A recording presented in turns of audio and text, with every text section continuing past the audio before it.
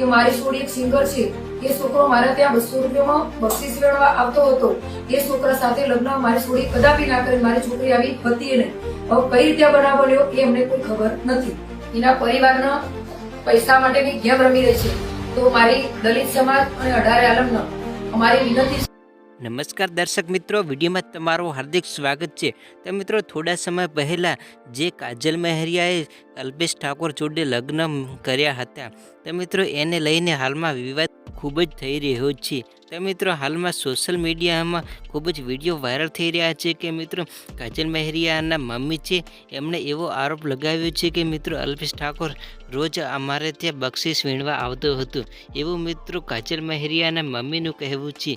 તો મિત્રો, આ વિડીયો તમે આગળ જોયું કે મિત્રો કાજલ મહેરિયાના પતિ એટલે કે અલ્પેશ ઠાકોર વિશે આવું બોલી રહ્યા છે મિત્રો કાજલ મહેરિયાના મમ્મી. તો મિત્રો, વિડીયો પૂરો જોજો.